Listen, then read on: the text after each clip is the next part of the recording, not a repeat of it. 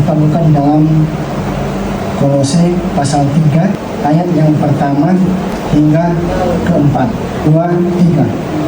Karena itu, kalau kamu dibangkitkan bersama dengan Kristus, carilah perkara yang di atas, di mana Kristus ada, duduk di sebelah kanan Allah.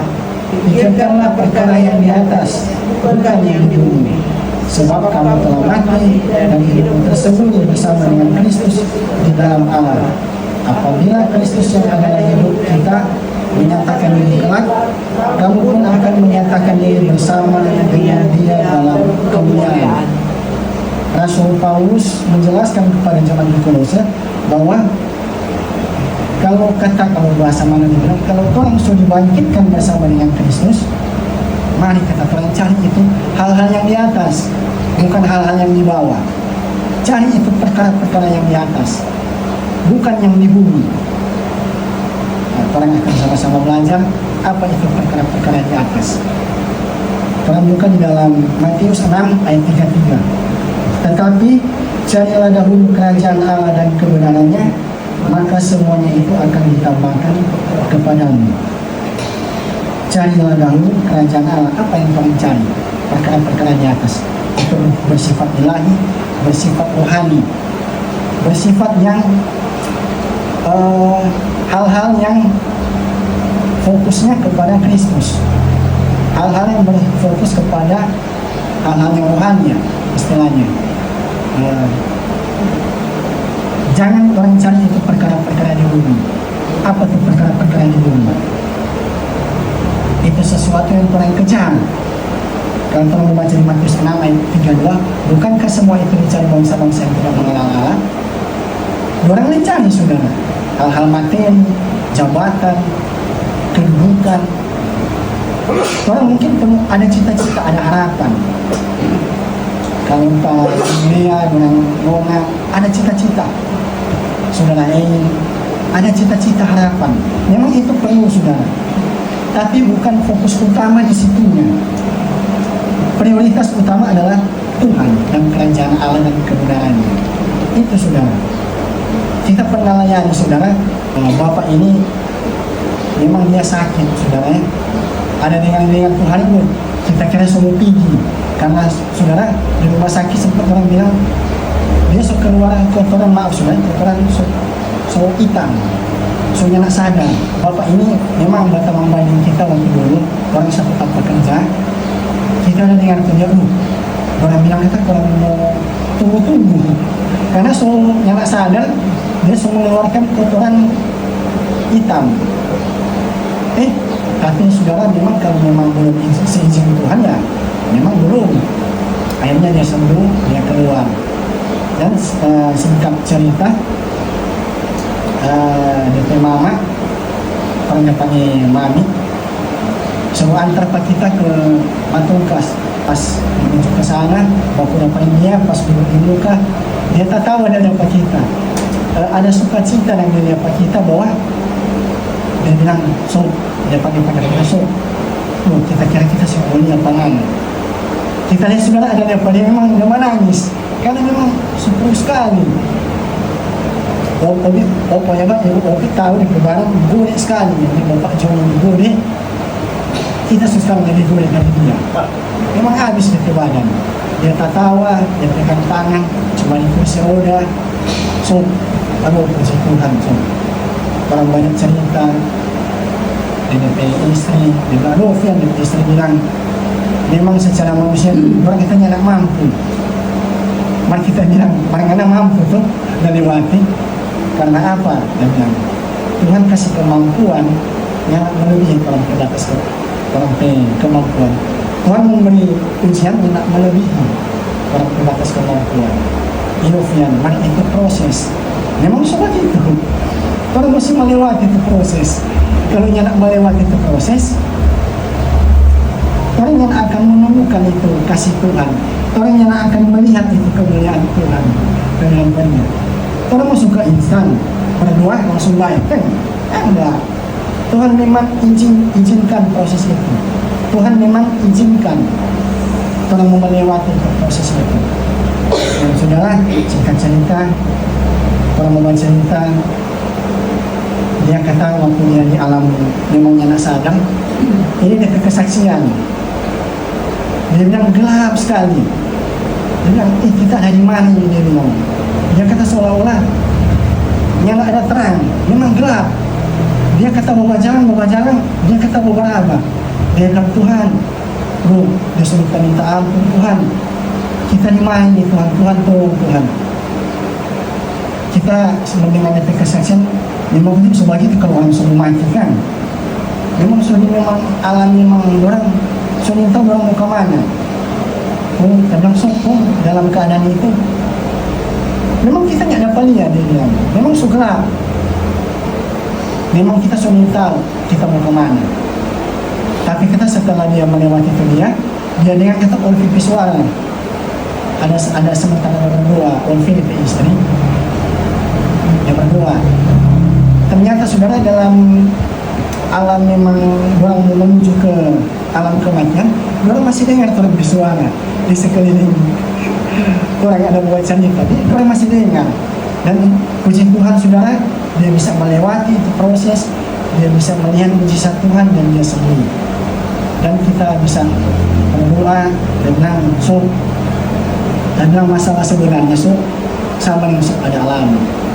Masalah sebenarnya bukan orang itu masalah di bumi ini, bukan perkara-perkara di bumi ini. Nah, masalah sebenarnya ketika orang mati itu mau kemana? Itu masalah sebenarnya. Kalau masalah-masalah yang terhadapi di bumi, masalah keuangan, masalah ekonomi, itu hanya 1 Korintus 10 ayat 13 dibilang pencobaan-pencobaan yang biasa-biasa, yang tidak melebihi kalau ke atas kemampuan. Biasa itu saudara.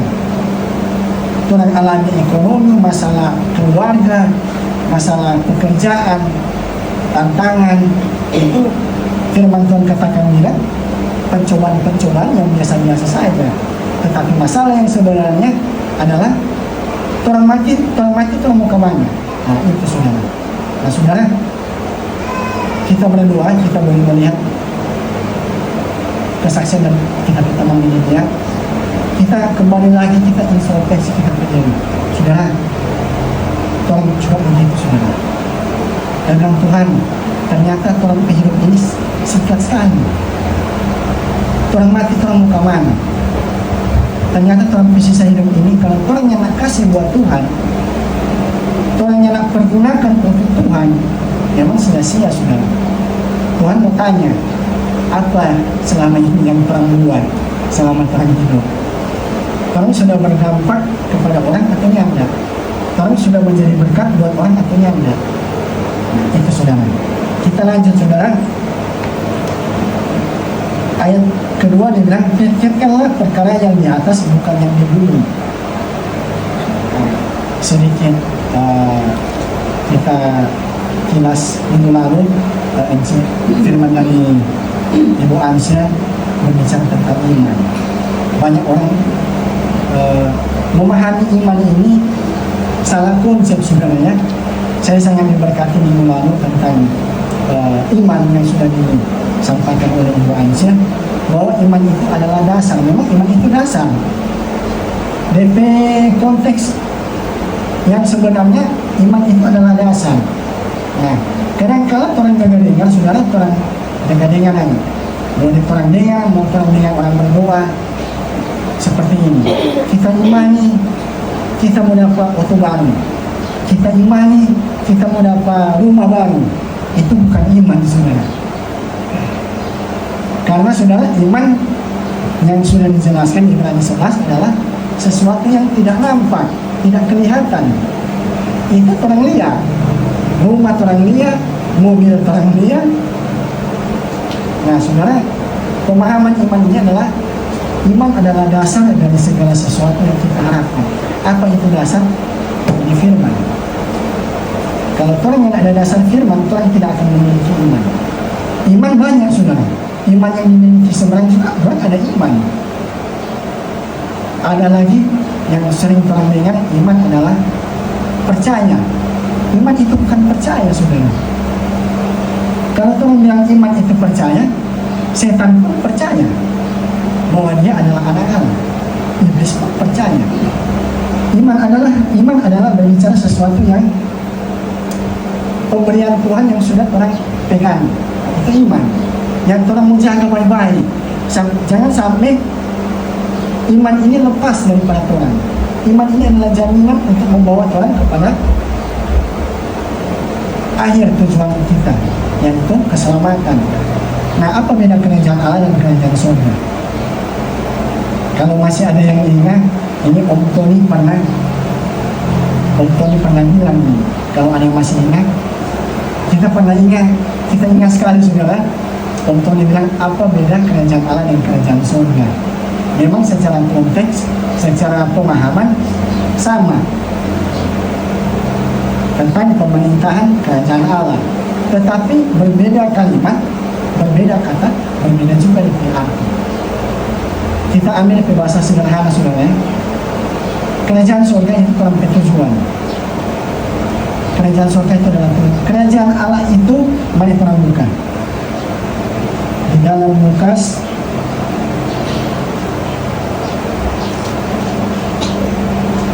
Lukas 17 ayat 20. Lukas 17 ayat 20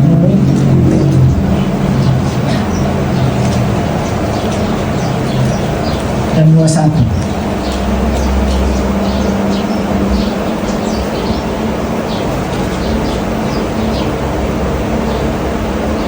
Atas pertanyaan orang-orang Farisi, apabila kerajaan Allah akan datang, Yesus menjawab, katanya, kerajaan Allah datang tanpa tanda-tanda lahirnya. Juga orang tidak dapat mengatakan, lihat, ia ada di sini atau ia ada di sana. Sebab sesungguhnya kerajaan Allah ada di antara kami. Ini Yesus berbicara kepada orang-orang Farisi di zaman waktu itu. Memang kerajaan Allah ada di antara kami. Berarti saat itu. Nah, saya percaya kerajaan Allah itu juga ada di antara kita. Kerajaan Allah itu berbicara damai, sukacita, tentang suasana ilahi, tentang suasana surgawi yang kita rasakan. Itu kerajaan Allah saudara ya. Kerajaan Allah itu ibarat kalau kita mau pakai bahasa sederhana, yang membawa orang kepada tujuan, yaitu kerajaan surga. Sama yang contoh kita dari Maumbi, kita mau menuju kemari, ke Unasa. Nah, kita mau dari Maumbi kita mau menuju ke Unasa, tentu ada yang membawa, betul kan? Entah itu motor atau kendaraan mobil. Nah, apa itu kerajaan Allah? Kerajaan Allah itu kita kasih ilustrasi seperti itu, kendaraan yang membawa orang sampai kepada tujuan. Kalau yang ada itu dia saudara, orang yang akan selamat. Karena kerajaan Allah itu yang membawa orang sampai kepada tujuan. Kerajaan Allah yang dikerjakan oleh Roh Kudus. Nah saudara, pikirkanlah perkara yang di atas dan bukan yang di bumi. Kalau dalam bahasa Ibrani bisa diartikan bertobat, metanoia. Bertobat artinya mengubah cara pola pikir kita, mengubah ke hal-hal yang berpusat kepada Tuhan, kepada kebenarannya, bukan kepada hal-hal yang lain. Bukan berarti saudara bekerja, orang kerja, orang menjalani aktivitas. Tapi saudara, kalau melihat fakta, banyak hamba Tuhan sekarang lebih fokus kepada bisnis, bukan kepada pelayanan. Yang sering kita lihat, kadang-kala sebanyak saudara, minta maaf saudara, sebanyak penyimpangan. Gereja sudah bukan mengarah kepada panggilan, tapi sudah mengarah kepada bisnis. Memang faktanya seperti itu saudara. Memang kenyataannya kita lihat sendiri saudara. Memang kalau memang ujung-ujungnya apa saudara? Ujung-ujungnya uang. Tapi itu jiwa kasihan yang tadinya itu cuma biasa berbagi, main-main judi, lo kasih dia. Yang penting masuk uang. Yang sekarang begitu saudara. Orang anak perhatikan nih jiwa-jiwanya dia. Sayang sekali saudara, memang miris sekali saudara. Jadi adalah cara pikiran yang berfokus kepada Kristus. Ada beberapa poin saudara yang kita catat saudara. Pertama, bagaimana kita merubah. Kita harus belajar saudara, harus merubah mindset cara kita berpikir mengarah kepada pikiran Kristus. Pertama adalah hidup kita harus dipimpin oleh Roh. Kita harus dipimpin oleh Roh. Roma 6 ayat 11, Roma 8 ayat 9, kita harus dipimpin oleh Roh Allah. Dipimpin dan dipenuhi adalah dua hal yang berbeda. Banyak orang juga salah mengerti ini dipenuhi dan dipimpin.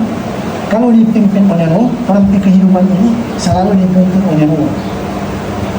Orang keseharian, orang aktivitas, orang pelayanan itu dipimpin dan dipimpin oleh Roh. Itu dipimpin.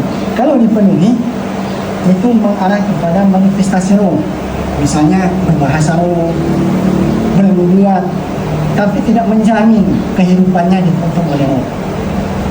Karena saudara, banyak kita teman-teman sendiri, hamba Tuhan mempunyai karunia Roh, Tuhan pakai luar biasa, tapi yang tidak seimbang di kehidupan. Hamba Tuhan jangan melayani di sana sini, ada karunia, bahkan dia bisa tahu saudara ya, sebelum orang berdoa dia tahu apa orang bermasalah, tapi yang tidak istilahnya yang tidak seimbang di kehidupan, di karakter hidup. Nah, itu sangat sayang saudara. Kalau orang mau pilih yang mana saudara, dipimpin atau dipenuhi? Kalau kita dua-dua, karena dua-dua itu adalah kita butuh sekali. Tapi lebih inti dari sini saudara, firman ini adalah orang selalu dituntun, orang selalu dipenuhi, orang selalu dipimpin oleh Roh. Dan karena Roh itu yang menjamin orang untuk sampai kepada tujuan Tuhan.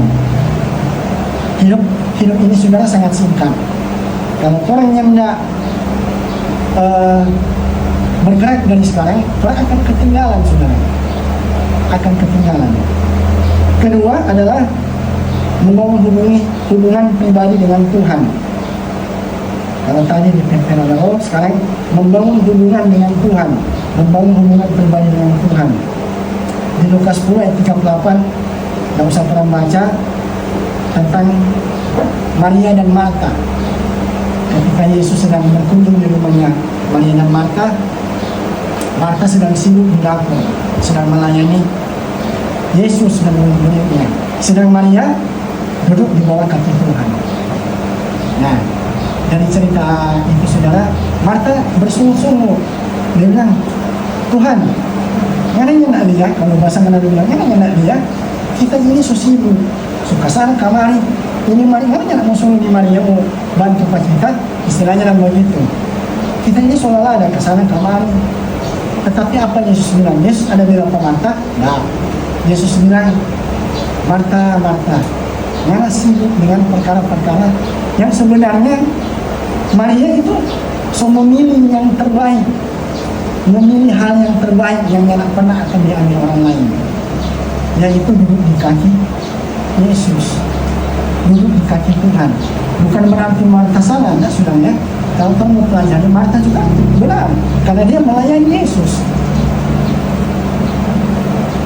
Kita ambil ke bahasa sederhana saudara, melayani Tuhan dan melayani pekerjaan Tuhan itu dua hal yang berbeda.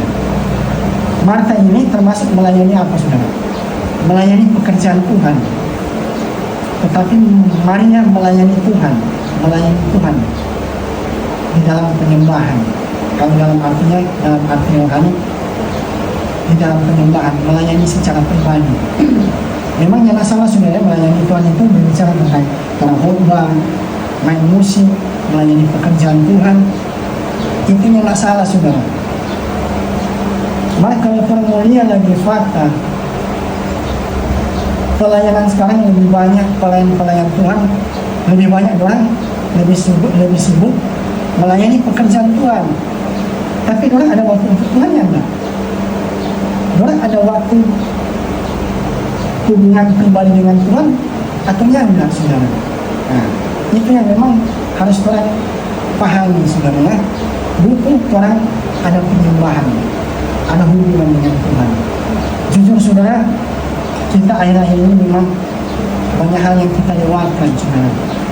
istilahnya yang nak peka masalah yang terjadi pada kita pada kehidupan, ternyata ada maksud Tuhan. Kita kadang-kadang selalu lupa, biasa kita jaga bank, ada semau orang, dan tangan orang ini sebesar-besar. Kita sebenarnya nak jaga rutin dengan semau orang berdua. Dan kali Daniel, sebesar dia cuma Daniel berdoa jangan lupa berdoa. Tapi sebenarnya saudara, orang ada waktu orang lumpanya pada orang kumpul untuk berdoa sama-sama. Entah itu 1 minggu 2 kali atau 3 kali harus saudara. Karena saudara, orang mesti ada mezbah dalam keluarga. Karena apa saudara? Ketika orang mengalami masalah, orang mengalami namanya pergumulan, orang sudah ada kekuatan lebih dulu. Jujur saudara, beberapa tahun lalu banyak hal yang orang alami saudara, tapi puji Tuhan orang bisa melewati. Kamu kesaksian saudara banyak sekali, banyak sekali saudara, yang memang hal-hal yang baik yang Tuhan nyatakan kepada keluarga. Karena orang lanjut,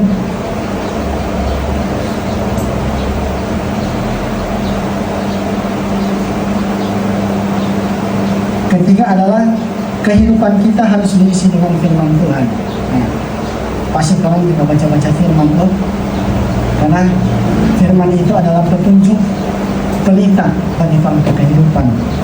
Firman adalah kekuatan yang memberi orang kemampuan untuk orang melewati setiap persoalan yang ada. Tanpa firman saudara, orang nggak bisa buat apa-apa. Tanpa firman orang buntu. Orang harus banyak belajar firman Tuhan. Kita saudara sering lihat cuma satu pasal, kita kali jauh-jauh buka medsos dan buka dan kita keselidiki dan belajar. Banyak hal-hal yang baru kita terima saudara. Kalau kesaksian saudara, kita ingat dulu waktu kita belajar firman Tuhan, bahwa firman Tuhan disebut waktu itu orang disebut Pak Ibu Gembala di rumah. Kita minta kalau ada Om Tony. Pas kita pidato bahwa firman, tapi langsung Om Tony suruh main di sini. Tuhan, dan kita bawa firman. Saudara, sepanjang puji-pujian, kesaksian, takut berdoa Tuhan, kita masih awam nih. Tuhan, jangan sampai kita salah bicara. Ini Om Tony nih, almarhum. Tidak, setelah membawa firman saudara, memang sama dengan orang yang dusun, memang sama dengan lewat. Amin. Saudara, banyak hal yang kita lewati, banyak juga poin yang kita boleh ambil daripada Om Tony. Setelah firman saudara, Om Tony itu ada mau kuselu kamu gimana? Bilang begini, ya, karena kita masuk sekolah Alkitab nih. Ngana mari kita mau berdoa, sudah doa dulu, tanya Tuhan. Nggak lama kok, dia bilang nggak lama sekolah Alkitab ya, nanti saya urus. Tapi dalam hati Tuhan, tolong Tuhan. Kita ada keluarga, masa kita masih tinggal sampai pekerjaan. Sudah, sekolah Alkitab. Mari memang Tuhan yang izinkan. Seiring waktu mungkin dia sibuk, kesana, kemarin, sampai mungkin dia serupa. Saudara, sempat dia bilang begitu, kita berdoa sudah. Kita tanya Tuhan, kalau memang dari Tuhan kita siap, kalau anaknya enggak, kita berdoa sempat kita sampai kita puasa. Karena saudara, dia memang serius sudah bilang itu. Bilang sempat kita puasa, kita temukan jawaban. Kita pikir pada kita mau, dia hamba Tuhan, dia bersaksi, kita dulu begitu. Dia bilang dia kerinduan, dia mau sekolah Alkitab. Dia berdoa, kata dia tanya Tuhan, Tuhan yang izinkan. Menganakan bukan kita berarti kita bilang nggak usah sekolah.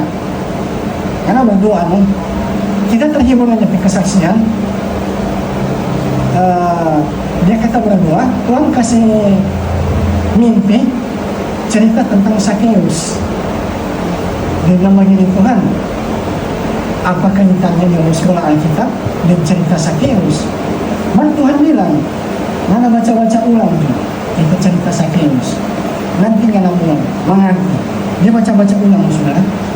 Dia baca-baca ulang sampai dia memang diberi satu rahasia, diberi memang bahwa ternyata Sakeus ini bicara dia. Kalau orang membaca, saudara, bikin orang hafal ya. Ini cerita Sakeus ini orang pendek. Karena dari kerinduan dia mau mengenal Yesus, dia mau belajar tentang Yesus, dia terhalang dengan orang banyak karena dia pendek. Nah, karena dia terhalang dengan orang banyak, dia menaik pohon. Nah, setelah dia mau sampai di atas, Tuhan Yesus lihat apa dia? Sakeus turun, sebab hari ini aku akan menumpang di rumahmu. Nah, kalau Tuhan belajar, saudara, Sakeus ini bicara dia, saudara. Dia kerinduan besar ingin mengenal Tuhan, ingin mau belajar siapa itu Tuhan. Tapi Tuhan bilang begini, yang perlu, yang mau istilahnya itu naik pohon itu sekolah tinggi-tinggi, yang usah tuh. Kita sendiri yang mau ajar pengajar, cukup ngana terima aja, pengajar terima. Ya rumah bicara rumah Tuhan pintu hati. Cukup ngana buka ngana pintu hati supaya kita mau ajar pengajar. Di situ dia mengerti, saudara ya. Oh iya Tuhan, terima kasih. Dan saudara, banyak hal yang dia bilang, dia bersaksi, banyak hal yang dia terima tentang pengajaran, tentang hal-hal yang memang dia nak belajar. Itu sendiri, datang sendiri. Tuhan kasih ilham sendiri ke dia. Nah saudara, kita terhibur dengan kesaksian bahwa anak selamanya Tuhan mesti sekolah. Karena setelah kita pelajari, saudara ya, yang sesuai dengan kitab pemahaman teologi, kita belajar logika, ilmu yang mempelajari tentang Allah. Sedangkan kita pikir-pikir Tuhan itu nggak jauh masuk akal. Bagaimana Tuhan mau belajar tentang logika dan pelajari tentang Allah? Nah, tapi bukan berarti kita bilang salah, enggak, saudara ya. Alangkah baiknya orang memang banyak orang belajar, tapi banyak hal yang kita harus minta langsung dari Tuhan. Kita harus banyak belajar minta, karena Roh Kudus sudah memberikan penolong buat kita untuk kita memahami firman Tuhan. Nah saudara, ayat terakhir Kolose 3 ayat 4, ayat di bagian terakhir tadi.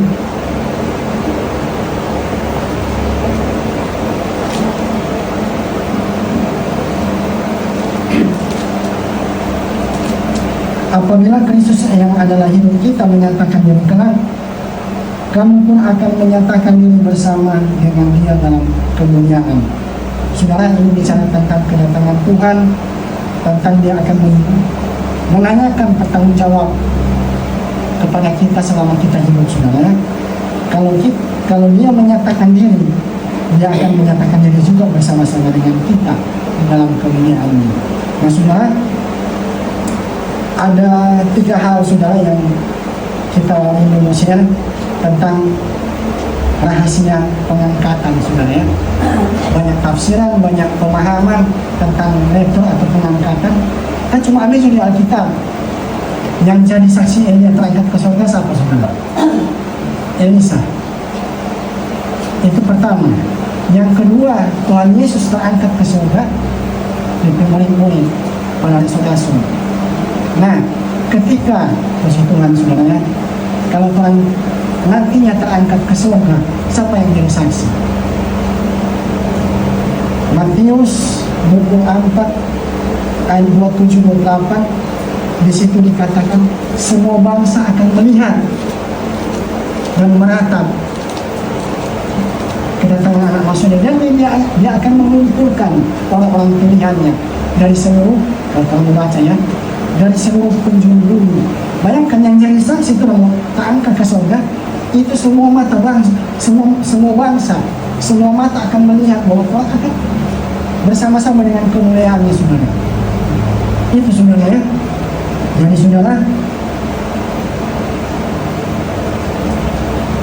dalam kita menantikan kedatangan Tuhan, kita harus mempersiapkan diri kita. Di Efesus 1 ayat 13-14 di situ dia bilang bagaimana Tuhan suci dan salehnya Tuhan mesti hidup untuk menantikan Dia. Bagaimana Tuhan harus memang tidak bercacat celah, saudara ya, ketika Tuhan menantikan Dia. Di mana ada Matius 24 ayat 9-31. Di situ dia bilang di mana ada bangkai, di situ berasakan berkerumun. Coba tolong baca saudara, kita katanya untuk ayat itu ingat.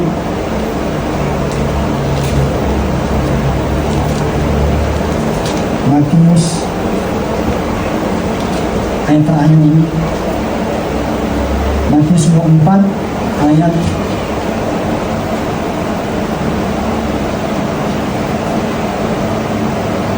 27 dan 28. Sebab sama seperti kilat memancar dari sebelah timur dan mengantarkan cahayanya sampai ke barat, demikian pula lah kelak kedatangan Anak Manusia. Di mana ada bangkai, di situ berasakan berkerumun. Nah, ini saudara perkataan Yesus, saudara, di mana dia menjelaskan tentang akhir zaman, saudara ya. Di sini dikatakan sebab sama seperti kilat. Ini bicara tentang kuasa daripada Tuhan ya, di mana Dia akan datang, saudara. Dan di ayat 28 dia bilang, di mana ada bangkai, di situ berasakan berkerumun. Ini saudara bahasa perumpamaan. Kita tanya Tuhan, apa ini bangkai? Ternyata bangkai ini berbicara sesuatu yang sudah mati, atau berbicara tentang mayat, bangkai. Ketika ada bangkai, di situ berasakan berkerumun. Apa yang mati, saudara? Dikatakan mati sini orang tabiat-tabiat yang tidak berkenan di hadapan. Orang harus matikan orang kekedaningan, hal-hal yang memang tidak berkenan pada Tuhan. Entah itu orang biasa berbuat dusta, entah orang jangan bicara orang yang bagus, tabiat-tabiat yang memang yang membatasi orang untuk orang menjalin hubungan dengan Tuhan. Itu di mana ada bangkai, istilahnya di mana ada kematian, di situ berasakan berkerumun. Berasakan bicara tentang Roh Kudus, bicara tentang kasih Tuhan yang ketika ada kematian tadi, maka Roh Kudus akan memenuhi orang kehidupan dan akan menuntun orang sampai kepada akhir orang kehidupan. Amin, firman Tuhan.